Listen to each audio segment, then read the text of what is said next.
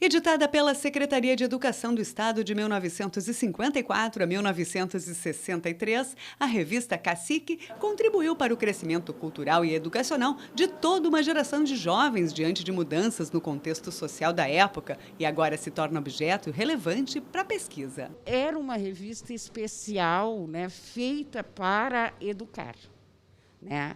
A ideia era basicamente essa. Me interessou muito porque depois dessa revista nós não tivemos mais assim periódicos e a própria Secretaria de Educação nunca mais editou periódicos específicos para o trabalho na escola, etc.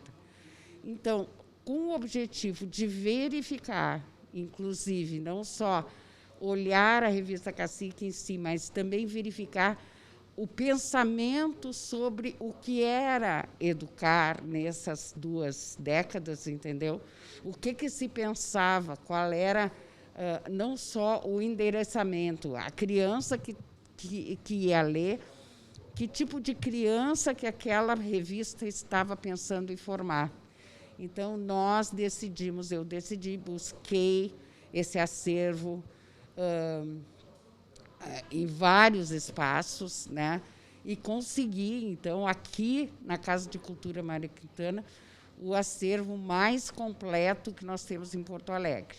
A revista Cacique buscava interesse dos leitores mesclando textos com ilustrações e histórias em quadrinhos. A publicação trazia ainda histórias originais, palavras cruzadas, charadas, desenhos para colorir, curiosidades, concursos literários e cultura geral. Quando eu tive acesso a essa revista, fiquei impressionada, né, pelo o trabalho que tinha que ser feito, porque além de um patrimônio histórico, né, um patrimônio nosso que tem que ser cuidado, preservado, o que isso significa para a nossa educação, né?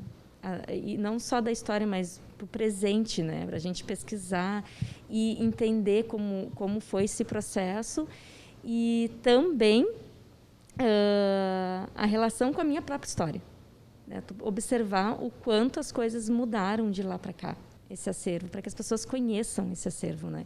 E esse acervo especial me preocupa muito que a gente tenha aquelas dificuldades, né? De ter o ambiente, de ter o patrocínio para manter esse ambiente sempre atualizado, enfim. E também a parte como estudante, o quanto isso nos enriquece, né?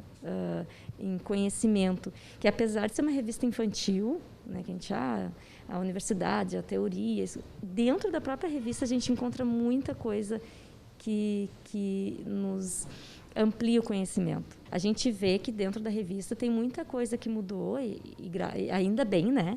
Em relação à ideologia, a questão de gênero, né? Que hoje em dia é uma coisa que quem não acompanhar esse processo acaba parando no tempo, né?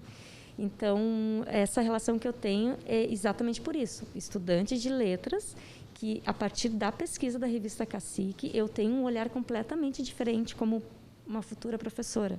A coleção de edições da revista Cacique apresenta uma diversidade de conteúdos, o que mostra a necessidade de apoio extracurricular. Tinha uma abrangência nacional, ela tinha um consumo nacional. E, então, na época, deve ter sido, acredito, bem importante, porque também a oferta, eu acho, não era tão grande, né, no acervo infantil, né, nos livros. Acho que talvez se restringisse um pouco aos contos de fadas e tal. Então, as revistas entraram até como uma coisa lúdica, né? E eu acho que ela cumpriu isso muito bem na época. Esse acervo aqui é de acesso restrito. Ele visa mais os pesquisadores, né?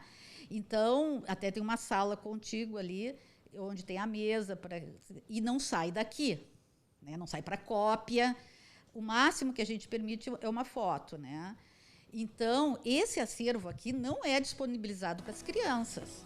É lógico que se alguém quiser falar sobre essa revista, resgatar essa revista, dentro da biblioteca para crianças, para escolas, a gente vai ceder, por exemplo, um exemplar para ser mostrado. Ao investigar o passado, a compreensão do presente e o planejamento do futuro ficam como projeto. O acervo da revista Cacique, também em processo de digitalização, está na Biblioteca Lucília Mindsen, localizada na Casa de Cultura Mário Quintana.